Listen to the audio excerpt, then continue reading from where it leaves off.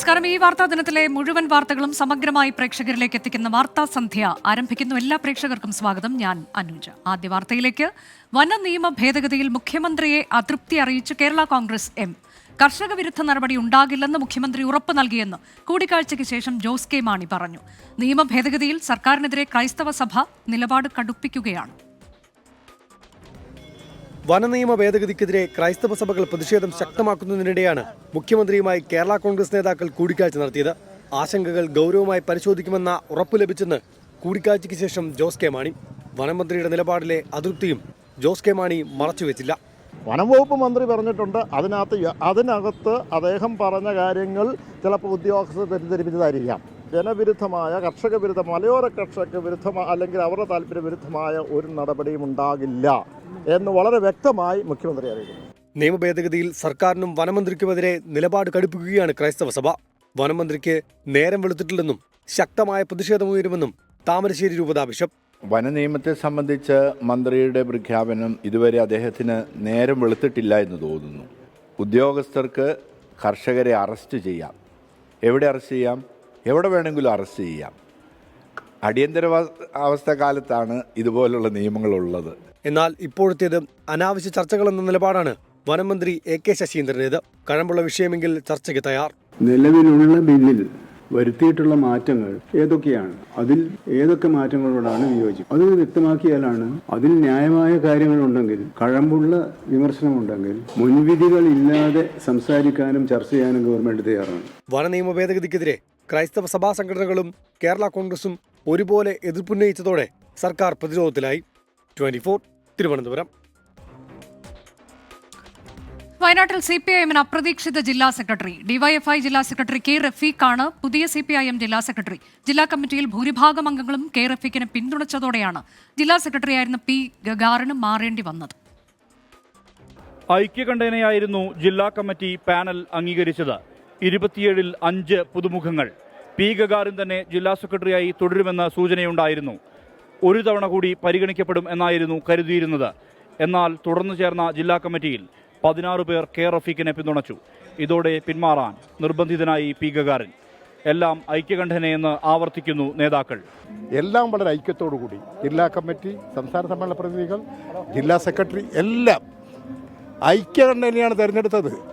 നിങ്ങൾ ഈ തെറ്റ് ആദ്യം തന്നെ ഞങ്ങളെ ആക്ഷേപിക്കാൻ വാർത്തകൾ ഉണ്ടാക്കും. മത്സരോ അങ്ങനെ ഒരു സംഭവമേ ഐകകണ്ഠ്യേന തെരഞ്ഞെടുത്ത ഒരു സെക്രട്ടറിയാണ് റഫീഖ്. CPIM യുവജില്ലാ സെക്രട്ടറിമാരുടെ പട്ടികയിൽ ഇനി 37കാരൻ റഫീഖിന്റെ പേരും. വയനാട് വെള്ളമുണ്ട സ്വദേശിയാണ്. SFIയിലൂടെയാണ് രാഷ്ട്രീയ രംഗത്തേക്ക് കടന്നു വരുന്നത്. നിലവിൽ DYFIയുടെ ജില്ലാ സെക്രട്ടറി, സംസ്ഥാന joint secretary, sports council standing committee അംഗം, ഫുട്ബോൾ അസോസിയേഷൻ ജില്ലാ പ്രസിഡന്റ് തുടങ്ങിയ സ്ഥാനങ്ങളും വഹിക്കുന്നു. നടപടിക്രമങ്ങളിൽ ഒരു അഭിപ്രായ വ്യത്യാസവും ഉണ്ടായിരുന്നില്ലെന്നും പാർട്ടി കൂട്ടായി മുന്നോട്ട് പോകുമെന്നും K. റഫീഖ് 24നോട്. കൂട്ടായ നേതൃത്വം എന്ന നിലയിൽ തന്നെയാണ് നമ്മൾ ഈ കമ്മിറ്റി മുന്നോട്ട് പോവുക. അതിനെല്ലാവരും ചേർന്നുകൊണ്ട് തന്നെ മുന്നോട്ട് പോകും. യാതൊരു വിധത്തിലുള്ള ഒരു അഭിപ്രായ വ്യത്യാസവും ഈ നടപടിക്രമങ്ങളൊന്നും ഒരു കാര്യത്തിലും ഉണ്ടായിട്ടില്ല എന്നുള്ളതാണ് വസ്തുത. CPIM വയനാട് ജില്ലാ നേതൃത്വത്തിന് ഇനി 37ന്റെ യുവത്വം. വരാനിരിക്കുന്ന തദ്ദേശ തെരഞ്ഞെടുപ്പിൽ ചോർന്നുപോയ വോട്ടുകളുടെ വീണ്ടെടുപ്പ് പ്രധാന കടമ്പ. ചൂരൽമല, മുണ്ടക്കൈ ദുരന്തബാധിതരുടെ പുനരധിവാസം, വന്യമൃഗശല്യം തുടങ്ങി നീറുന്ന വയനാടിന്റെ പ്രശ്നങ്ങൾ അനവധി. ഇതിലെല്ലാം ഭരിക്കുന്ന പാർട്ടിയുടെ സെക്രട്ടറി എന്ന നിലയിൽ റഫീഖിന്റെ ഇടപെടൽ നിർണായകമാകും. മനു ദാമോദരനൊപ്പം സുർജിത് അയ്യപ്പത്ത്, 24 വയനാട്. CPIM തിരുവനന്തപുരം ജില്ലാ സെക്രട്ടറിയായി V. ജോയിയെ വീണ്ടും തെരഞ്ഞെടുത്തു. ജില്ലാ കമ്മിറ്റിയിൽ നിന്ന് ഒഴിവാക്കിയതിൽ 2 അംഗങ്ങൾ പ്രതിഷേധിച്ചു. പ്രവർത്തനത്തിലെ പോരായ്മ കൊണ്ടാണ് EP ജയരാജനെ LDF കൺവീനർ സ്ഥാനത്ത് നിന്ന് മാറ്റിയതെന്ന് സംസ്ഥാന സെക്രട്ടറി MV ഗോവിന്ദൻ സമ്മേളനത്തിൽ വെളിപ്പെടുത്തി. CPIM തിരുവനന്തപുരം ജില്ലാ സമ്മേളനത്തിൽ അപ്രതീക്ഷിതമായി ഒന്നും സംഭവിച്ചില്ല. നേതൃതലത്തിൽ നേരത്തെ ഉണ്ടാക്കിയ ധാരണ ജില്ലാ സമ്മേളനം അതേപടി അംഗീകരിച്ചു. 46 ജില്ലാ കമ്മിറ്റിയിൽ 8 പേരെ പുതുതായി ഉൾപ്പെടുത്തി. നിലവിലുള്ള ജില്ലാ കമ്മിറ്റിയിൽ നിന്ന് 8 പേരെ ഒഴിവാക്കിയാണ് പുതിയ ആളുകൾക്ക് അവസരം നൽകിയത്. പുതിയ ജില്ലാ കമ്മിറ്റി ചേർന്ന് V. ജോയിയെ വീണ്ടും സെക്രട്ടറിയായി തിരഞ്ഞെടുത്തു. ജില്ലാ കമ്മിറ്റിയിൽ നിന്ന് ഒഴിവാക്കപ്പെട്ട G. സുഗുണനും V. അമ്പിളിയും പ്രതിഷേധം പ്രകടിപ്പിച്ചു. അമ്പിളിയെ ഒഴിവാക്കുന്നതിൽ കമ്മിറ്റിയിലെ മറ്റു വനിതാ അംഗങ്ങളും എതിർപ്പ് പ്രകടിപ്പിച്ചു. V. അമ്പിളി നേരത്തെ മഹിളാ അസോസിയേഷന്റെ ജില്ലാ സെക്രട്ടറി ആയിരുന്നു. ഇപ്പോൾ പുതിയ ജില്ലാ സെക്രട്ടറിയാണ്. ഇതിന് ശേഷം അവരെ നമുക്ക് പരിഗണിക്കാൻ പറ്റുന്നൊരു സാഹചര്യം വരുമ്പോൾ ഇപ്പോൾ അംഗസംഖ്യയിൽ വേറെ മാറ്റമില്ലാത്തത് കൊണ്ട് ആണ് അങ്ങനെ ചെയ്യേണ്ടി വന്നത്. 32 സംസ്ഥാന സമ്മേളന പ്രതിനിധികളെയും ജില്ലാ സമ്മേളനം തെരഞ്ഞെടുത്തിട്ടുണ്ട്. പൊതുചർച്ചയിലെ വിമർശനങ്ങൾക്ക് മറുപടി പറഞ്ഞ സംസ്ഥാന secretary M V Govindan E. ജയരാജനെ മുന്നണി കൺവീനർ സ്ഥാനത്ത് മാറ്റിയത് പ്രവർത്തനത്തിലെ പോരായ്മ കൊണ്ടാണെന്ന് വെളിപ്പെടുത്തി. കൺവീനർ എന്ന നിലയിൽ ജയരാജന്റെ പ്രവർത്തനത്തിൽ പോരായ്മകൾ ഉണ്ടെന്ന് നേരത്തെ വിലയിരുത്തിയിരുന്നു.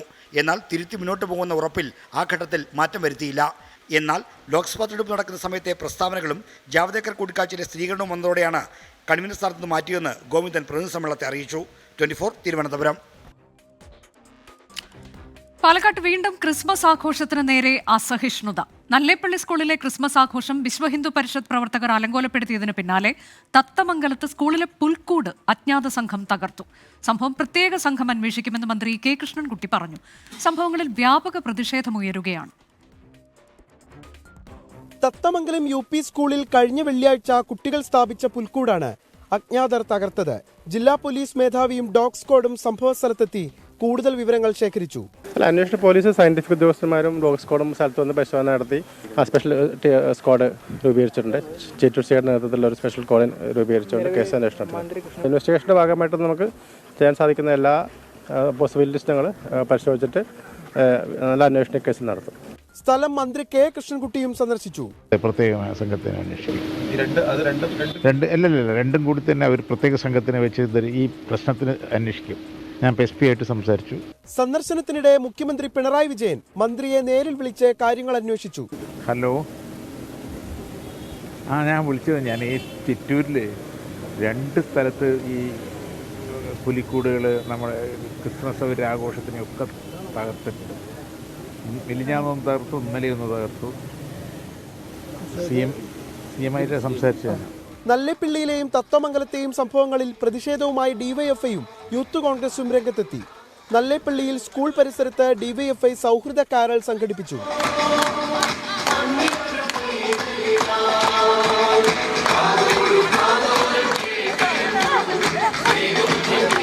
മധുരം വിതരണം ചെയ്തായിരുന്നു യൂത്ത് കോൺഗ്രസിന്റെ സൗഹൃദ കാരൽ.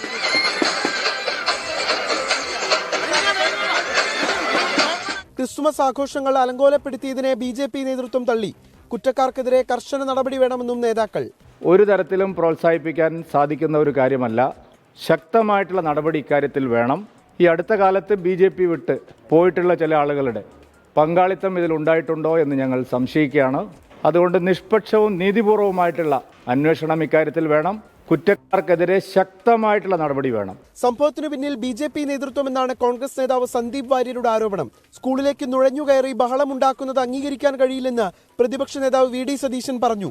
BJP വർഗീയ നിലപാടെടുക്കുന്നതിന്റെ ദുരന്തം ക്രൈസ്തവ സഭ മനസ്സിലാക്കണമെന്നായിരുന്നു LDF കൺവീനർ TP രാമകൃഷ്ണന്റെ പ്രതികരണം. 24 പാലക്കാട്. അതിനിടെ പാലക്കാട് നല്ലേപ്പള്ളി സ്കൂളിലെ ക്രിസ്മസ് ക്യാരൽ തടസ്സപ്പെടുത്തിയതിനെ ന്യായീകരിച്ച് വിശ്വ ഹിന്ദു പരിഷത്ത് രംഗത്തെത്തി. സർക്കാർ സ്കൂളിലെ മതപരമായ ചടങ്ങുകൾ ചോദ്യം ചെയ്യുകയാണ് ചെയ്തതെന്നാണ് VHP സംസ്ഥാന പ്രസിഡന്റ് VG തമ്പിയുടെ പ്രതികരണം. കേസിനെ നിയമപരമായി നേരിടുമെന്നും VHP വാർത്താക്കുറിപ്പിൽ വ്യക്തമാക്കി.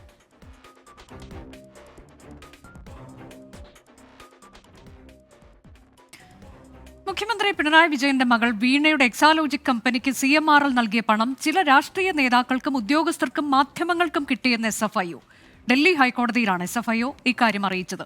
മാസപ്പടി കേസിലെ SFIO അന്വേഷണത്തിനെതിരെ CMRL നൽകിയ ഹർജി വിധി പറയാൻ മാറ്റി. CMRLന്റെ ഹർജി നിലനിൽക്കില്ലെന്ന വാദം ഡൽഹി ഹൈക്കോടതിയിൽ SFIO ആവർത്തിച്ചു. മുഖ്യമന്ത്രിയുടെ മകൾ വീണയുടെ കമ്പനിക്ക് CMRL നൽകിയ തുക ചില രാഷ്ട്രീയ നേതാക്കൾക്കും ഉദ്യോഗസ്ഥർക്കും മാധ്യമങ്ങൾക്കും കിട്ടിയെന്ന് SFIO. CMRLന്റെ പ്രവർത്തനം സുഗമമായി മുന്നോട്ടു പോകാനാണ് ഇത്. വസ്തുതാന്വേഷണമാണ് മാസപ്പടി കേസിലേത്. നിയമലംഘനം നടത്തുന്നത് ഒരു അതോറിറ്റിക്കും നോക്കി നിൽക്കാനാകില്ലെന്നും SFIO വ്യക്തമാക്കി. കേസിൽ വാദം കേൾക്കൽ പൂർത്തിയായി. ഹർജി ഡൽഹി ഹൈക്കോടതി വിധി പറയാൻ മാറ്റി. കക്ഷികളോട് വാദങ്ങൾ എഴുതി നൽകാൻ ജസ്റ്റിസ് ചന്ദ്രധാരി സിംഗ് നിർദ്ദേശിച്ചു. ഇതിനായി ഒരാഴ്ചത്തെ സമയവും നൽകി. 24 ഡൽഹി. കോൺഗ്രസിലെ മുഖ്യമന്ത്രി തർക്കത്തിൽ അതൃപ്തിയുമായി ഒരു വിഭാഗം നേതാക്കളും മുസ്ലിം ലീഗും. മുഖ്യമന്ത്രി ആര് എന്നതിനേക്കാൾ ഭൂരിപക്ഷമാണ് പ്രധാനമെന്നായിരുന്നു 24നോട് മുസ്ലിം ലീഗ് സംസ്ഥാന ജനറൽ സെക്രട്ടറി PMA സലാമിന്റെ പ്രതികരണം. ചർച്ചകൾക്കെതിരെ കോൺഗ്രസ് നേതാക്കളായ തിരുവഞ്ചൂർ രാധാകൃഷ്ണനും K മുരളീധരനും രംഗത്തെത്തി. മന്നം ജയന്തി ഉദ്ഘാടനത്തിന് ചെന്നിത്തലയെ NSS ക്ഷണിച്ചതോടെയാണ് മുഖ്യമന്ത്രി ആരാകുമെന്ന ചർച്ചകൾ കോൺഗ്രസിനുള്ളിൽ വീണ്ടും സജീവമായത്. പിന്നാലെ സതീശനെ വിമർശിച്ച് വെള്ളാപ്പള്ളി നടേശനും രംഗത്ത് വന്നതോടെ തർക്കം രൂക്ഷമായി. കോൺഗ്രസ് നേതാക്കൾ ഒളിഞ്ഞും തെളിഞ്ഞും പ്രസ്താവനകളുമായി കളം നിറഞ്ഞതോടെയാണ് ഘടകകക്ഷികൾ അതൃപ്തി അറിയിച്ചത്. മുഖ്യമന്ത്രി ആരാകണമെന്നതിലുപരി ഭൂരിപക്ഷമാണ് വേണ്ടതെന്ന് മുസ്ലിം ലീഗ് ജനറൽ സെക്രട്ടറി PMA സലാം. അല്ല, ഞങ്ങൾക്ക് ആര് മുഖ്യമന്ത്രിയാകണം എന്ന തർക്കത്തിന് എന്ന ചിന്തക്കപ്പുറത്ത് ഭൂരിപക്ഷം കിട്ടണം എന്ന ചിന്തയിലാണ് ഞങ്ങളുള്ളത്. ആ ഭൂരിപക്ഷം ഉണ്ടാക്കാനുള്ള പ്രവർത്തനങ്ങൾ നടത്തുക എന്നുള്ളിടത്തെ മുസ്ലിം ലീഗ് ഇപ്പോൾ എത്തിയിട്ടുള്ളൂ. മറ്റു ഘടകകക്ഷികൾക്കും കോൺഗ്രസിനുള്ളിലെ തർക്കത്തിൽ കടുത്ത അതൃപ്തിയുണ്ട്. അതേസമയം നിലവിലെ ചർച്ചകളിൽ വിയോജിപ്പുമായി കോൺഗ്രസ് നേതാക്കളും രംഗത്തെത്തി. ആൾബഹളം ഉണ്ടാക്കിയാണോ മുഖ്യമന്ത്രിയെ തീരുമാനിക്കുന്നത്? അങ്ങനെ ബഹളം ഉണ്ടാക്കിയല്ലോ. കേരളത്തിൻ്റെ മുഖ്യമന്ത്രി വരെ സെലക്ട് ചെയ്ത പഴയ കാര്യം എടുത്തു നോക്കൂ. എവിടെയെങ്കിലും ആൾബഹളം ഉണ്ടാക്കിയും നമ്മൾ പൊതുയോഗം നടത്തിയാണോ മുഖ്യമന്ത്രിയെ കണ്ടെത്തിയിട്ടുള്ളത്? അതിൻ്റേതായ പ്രോസസ്സുണ്ട്. ഭൂരിപക്ഷം കിട്ടിക്കഴിഞ്ഞാൽ പാർട്ടി നേതാവിനെ ഹൈക്കമാൻഡ് തീരുമാനിക്കും, MLA-മാരുടെ അഭിപ്രായം ചോദിച്ചു. അതല്ലാതെ ഇപ്പോഴും ആരും മുഖ്യമന്ത്രിമാരല്ല. ആദ്യം ഭൂരിപക്ഷം കിട്ടണം, രണ്ടാമത് മുഖ്യമന്ത്രിയെ തീരുമാനിക്കേണ്ട ഹൈക്കമാൻഡാണ്. അപ്പോൾ അതിലൊന്നും ഒരു തർക്കവും പാർട്ടിക്കകത്തില്ല. കോൺഗ്രസ് നേതാക്കൾ പരസ്യ പ്രസ്താവന തുടർന്നാൽ UDF-നെ അത് കൂടുതൽ പ്രതിസന്ധിയിലാക്കും. അതുകൊണ്ട് തന്നെ ഹൈക്കമാൻഡ് അടക്കം ഇടപെടാനുള്ള സാധ്യതകളും ഏറെയാണ്. 24 കോട്ടയം. പൊളിറ്റ് ബ്യൂറോ അംഗം A. വിജയരാഘവന്റെ വിവാദ പ്രസംഗത്തെ പിന്തുണച്ചും ന്യായീകരിച്ചും CPIM, ജമാഅത്തെ ഇസ്ലാമി, SDPI സംഘടനകളെ ചേർത്ത് നിർത്തുന്ന നിലപാടിനെയാണ് A. വിജയരാഘവൻ വിമർശിച്ചത് എന്ന വാദമാണ് നേതാക്കളുടേത്. A. വിജയരാഘവൻ പറഞ്ഞത് പാർട്ടി നിലപാടെന്ന് CPIM സംസ്ഥാന സെക്രട്ടറി MV ഗോവിന്ദൻ പറഞ്ഞു. വിജയരാഘവൻ പറഞ്ഞത് വളരെ കൃത്യമാണ്. കേരളത്തിലെ പാർലമെന്റ് തെരഞ്ഞെടുപ്പിന്റെ ഭാഗമായി കോൺഗ്രസിന്റെയും അതുപോലെ തന്നെ UDF-ന്റെയും ജയത്തിന്റെ പിന്നിൽ ജമാഅത്ത് ഇസ്ലാമിന്റെയും SDPയുടെയും സഖ്യകക്ഷി എന്ന രീതിയിലുള്ള വോട്ടോടുകൂടിയാണ്. അതിൽ തന്നെയാണ് പാർട്ടി ഉറച്ചു നിൽക്കുന്നത്. അതിൽ ഒരു സംശയവും നിങ്ങൾക്ക് വേണ്ട. UDF എന്ന് പറയുന്നത്, പ്രത്യേകിച്ച് കോൺഗ്രസ്, ഒരു സഖ്യകക്ഷിയെ പോലെ ജമാഅത്ത് ഇസ്ലാമിനെയും SDPയെയും ചേർത്ത് നടത്തുകയാണ്. ദൂരവ്യാപകമായ രാഷ്ട്രീയ പ്രത്യാഘാതം അത് ഉൽപ്പാദിപ്പിക്കുമെന്ന കാര്യത്തിൽ യാതൊരു സംശയമില്ല. A. വിജയരാഘവന്റെ വിവാദ പരാമർശത്തിൽ CPIM-നെ രൂക്ഷമായി വിമർശിച്ച് സമസ്ത മുഖപത്രം സുപ്രഭാതം. സംഘപരിവാറിന് മണ്ണൊരുക്കുന്നവരോ CPIM എന്ന തലക്കെട്ടിലാണ് മുഖപ്രസംഗം. ന്യൂനപക്ഷ വിരുദ്ധ പരാമർശങ്ങളിൽ CPIM-ന്റെ ഭാഗത്തു നിന്ന് വർദ്ധിക്കുകയാണെന്നും സുപ്രഭാതം കുറ്റപ്പെടുത്തുന്നു. കാസർഗോഡ് പെരിയയിൽ യൂത്ത് കോൺഗ്രസ് പ്രവർത്തകരായ ശരത് ലാലിനെയും കൃപേഷിനെയും വെട്ടിക്കൊലപ്പെടുത്തിയ കേസിൽ ഈ മാസം 28-ന് വിധി. എറണാകുളം CBI കോടതിയാണ് വിധി പറയുക. 2019 ഫെബ്രുവരി 20-നായിരുന്നു രാഷ്ട്രീയ കേരളത്തെ പിടിച്ചുലച്ച ഇരട്ട കൊലപാതകം. മുൻ MLA-യും CPIM കാസർഗോഡ് ജില്ലാ സെക്രട്ടേറിയറ്റ് അംഗവുമായ KV കുഞ്ഞിരാമനടക്കം 24 പ്രതികളാണ് കേസിലുള്ളത്. പെരിയ മുൻ ലോക്കൽ സെക്രട്ടറി പീതാംബരനാണ് ഒന്നാം പ്രതി. ആദ്യം ലോക്കൽ പോലീസും പിന്നീട് ക്രൈംബ്രാഞ്ചും കേസ് അന്വേഷിച്ചു. എന്നാൽ പ്രതികളെ സംരക്ഷിക്കുന്നുവെന്ന നിലപാട് ചൂണ്ടിക്കാട്ടിയാണ് കൊല്ലപ്പെട്ടവരുടെ കുടുംബം CBI അന്വേഷണം ആവശ്യപ്പെട്ടത്. സർക്കാർ എതിർത്തെങ്കിലും സുപ്രീം കോടതി CBI അന്വേഷണത്തിന് ഉത്തരവിട്ടു. DYSP അനന്തകൃഷ്ണന്റെ നേതൃത്വത്തിലുള്ള CBI സംഘമാണ് കേസ് അന്വേഷിച്ചത്. 14 പേരെ ആദ്യഘട്ടത്തിൽ ക്രൈംബ്രാഞ്ച് അറസ്റ്റ് ചെയ്തു. എന്നാൽ മുൻ MLA KV കുഞ്ഞിരാമൻ അടക്കമുള്ള CPIM നേതാക്കൾ കേസിൽ പ്രതികളാകുന്നത് CBI അന്വേഷണത്തിലാണ്. കേസിൽ 5 പേർക്ക് ജാമ്യം ലഭിച്ചിട്ടുണ്ട്. 2023 ഫെബ്രുവരിയിൽ CBI കോടതിയിൽ ആരംഭിച്ച വിചാരണ 22 മാസം എടുത്താണ് പൂർത്തിയാക്കിയത്. മുൻ KPCC സെക്രട്ടറിയും പിന്നീട് CPIM-ലേക്ക് പോവുകയും ചെയ്ത അഭിഭാഷകൻ PK ശ്രീധരനാണ് പ്രതികൾക്കു വേണ്ടി കോടതിയിൽ ഹാജരായത്. 24 കൊച്ചി. ബലാത്സംഗ കേസിൽ M. മുകേഷ് MLA, നടൻ ഇടവേള ബാബു എന്നിവർക്കെതിരെ പ്രത്യേക അന്വേഷണ സംഘം കുറ്റപത്രം സമർപ്പിച്ചു. ആലുവയിലെ നടി നൽകിയ പരാതിയിലാണ് ഇരുവർക്കുമെതിരെ കേസെടുത്തത്. നാടകമേ ഉലകം എന്ന സിനിമയുടെ ഷൂട്ടിംഗ് സമയത്ത് മുകേഷ് തൃശൂരിൽ വെച്ച് പീഡിപ്പിച്ചു എന്നായിരുന്നു നടിയുടെ പരാതി. വടക്കാഞ്ചേരി പോലീസ് രജിസ്റ്റർ ചെയ്ത കേസിലാണ് പ്രത്യേക അന്വേഷണ സംഘം കുറ്റപത്രം സമർപ്പിച്ചത്. ഇതേ നടിയുടെ പരാതിയിൽ മുകേഷിനെതിരെ മരട് പോലീസും കേസെടുത്തിരുന്നു. ഈ കേസിലും ഉടൻ കുറ്റപത്രം സമർപ്പിക്കും. താരസംഘടനയായ അമ്മയിൽ അംഗത്വം വാഗ്ദാനം ചെയ്ത കലൂരിലെ ഫ്ളാറ്റിൽ വെച്ച് പീഡിപ്പിച്ചെന്നായിരുന്നു ഇടവേള ബാബുവിനെതിരെയുള്ള പരാതി. എറണാകുളം നോർത്ത് സ്റ്റേഷനിൽ രജിസ്റ്റർ ചെയ്ത കേസിലാണ് എറണാകുളം ഫസ്റ്റ് ക്ലാസ് മജിസ്ട്രേറ്റ് കോടതിയിൽ കുറ്റപത്രം സമർപ്പിച്ചത്. കേസിൽ 40 സാക്ഷികളുടെ മൊഴിയെടുത്തു. ഹേമ കമ്മിറ്റി റിപ്പോർട്ടിന് പിന്നാലെ പ്രത്യേക അന്വേഷണ സംഘം രജിസ്റ്റർ ചെയ്ത കേസുകളിൽ 5 എണ്ണത്തിൽ ഇതുവരെ കുറ്റപത്രം സമർപ്പിച്ചു. വിഷ്ണു സുരേഷ്, 24 കൊച്ചി. ശബരിമലയിലെ ഇന്നത്തെ ചടങ്ങുകൾ. സൈക്കിൾ പ്യൂർ അഗർബത്തി ശരണം സന്നിധാനം സമർപ്പിക്കുന്നത് അഗർബത്തി എന്നാൽ സൈക്കിൾ.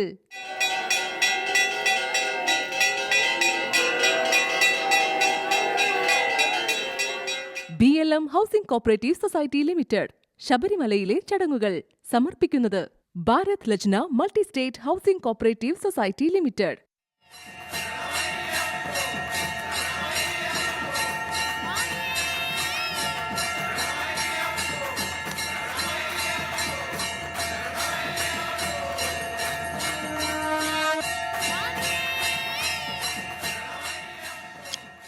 ഇപ്പോൾ വരുന്നൊരു വാർത്ത, കോഴിക്കോട് DMO ഓഫീസിൽ ഒരേ സമയം 2 DMOമാർ എന്നതാണ്. സ്ഥലം മാറിയെത്തിയ ഡോക്ടർ ആശാദേവിക്ക് കസേര ഒഴിഞ്ഞു കൊടുക്കുന്നില്ല നിലവിലെ DMO എന്നുള്ളതാണ് സാഹചര്യം. സമീർ സി മുഹമ്മദ് വിശദാംശങ്ങളുമായി.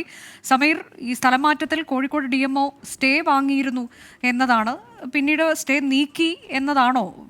അപ്പോഴാണോ സ്ഥാനം ഏറ്റെടുക്കാനായി ഡോക്ടർ ആശാദേവി എത്തിയത്?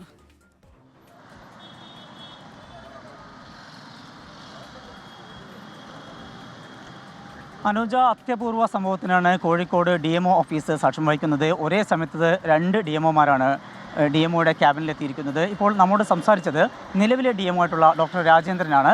രാജേന്ദ്രനെതിരായിട്ടുള്ള വിധിയുണ്ട് എന്നുള്ള കാര്യമാണ് ഡോക്ടർ ആശാ ദേവി പറയുന്നത്. അതായത് ഈ ഡോക്ടർ രാജേന്ദ്രന് ഇവിടുന്ന് സ്ഥലമാറ്റവുമായി ബന്ധപ്പെട്ട് ഒരു ഓർഡർ ഉണ്ടായിരുന്നു. എന്നാൽ അതിൽ താൻ സ്റ്റേ വാങ്ങിയിട്ടുണ്ട് എന്നും അതുകൊണ്ട് തനിക്ക് ഇവിടുന്ന് മാറിപ്പോകേണ്ടതില്ല എന്നാണ് ഡോക്ടർ രാജേന്ദ്രൻ പറയുന്നത്. അതേസമയം തന്നെ ആശാദേവി പറയുന്നു ആ ഒരു ഉത്തരവിനെതിരെ തൻ്റെ കൈവശം അതുമായി ബന്ധപ്പെട്ടുള്ള നിയമ നടപടികൾ മുന്നോട്ട് പോവുകയും അതിൽ അനുകൂലമായിട്ടുള്ള വിധി ഉണ്ടാവുകയും ചെയ്തിട്ടുണ്ട്. അതുകൊണ്ട് താനാണ് ഇവിടെ DMO ആയിട്ട് ചാർജ് എടുക്കേണ്ടത്, അതിനാണ് ഇന്ന് വന്നത് എന്ന കാര്യം അവരും പറയുന്നു.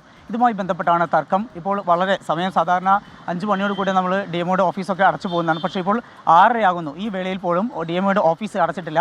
അല്പസമയം മുമ്പാണ് ഇപ്പോൾ നിലവിലെ DMO രാജേന്ദ്രൻ പുറത്തേക്ക് ഇറങ്ങിയത്. അദ്ദേഹത്തോട് നമ്മൾ അതുമായി ബന്ധപ്പെട്ടുള്ള നിയമ നടപടികളെ സംബന്ധിച്ചുള്ള വിശദാംശങ്ങൾ ആരാഞ്ഞിരുന്നു. അപ്പോഴും അദ്ദേഹം പറയുന്നത് തനിക്ക് അനുകൂലമായിട്ട് ട്രിബ്യൂണലിൻ്റെ വിധിയുണ്ട്, അതുകൊണ്ട് തന്നെ താൻ ഒഴിഞ്ഞു പോകില്ല. അനുകൂലമായ ഈ വിധി നിലനിൽക്കുന്ന സാഹചര്യത്തിൽ താൻ DMO ആയിട്ട് തുടരുമെന്നും ആശാദേവിക്ക് മാറിക്കൊടുക്കില്ല എന്നുള്ള കാര്യമാണ് അദ്ദേഹം വ്യക്തമാക്കുന്നത്. എന്തായാലും വളരെ അത്യപൂർവമായിട്ടുള്ള സംഭവങ്ങൾക്കാണ് കോഴിക്കോട് DMO ഓഫീസ് ഇപ്പോൾ നിലവിൽ അദ്ദേഹം അവിടെ നിന്ന് പോയി, പക്ഷേ അങ്ങോട്ടേക്ക് തന്നെ അടുത്ത ദിവസം മടങ്ങിയെത്തുമെന്നുള്ളതാണോ പറഞ്ഞത് സമീർ?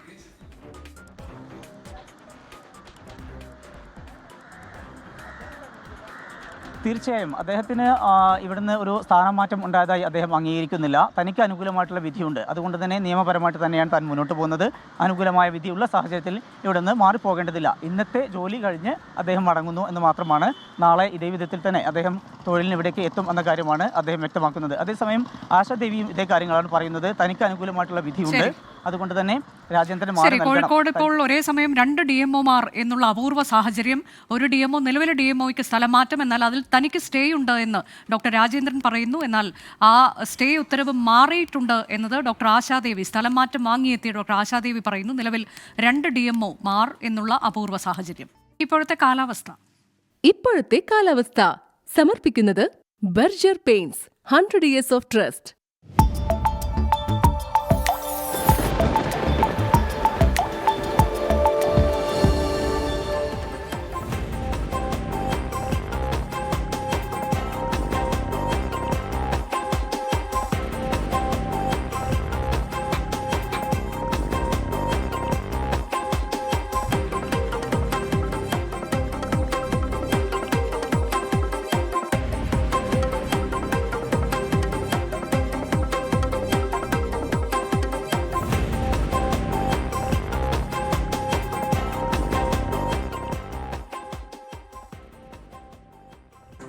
വാർത്താസന്ധ്യ അവസാനിക്കുന്നു.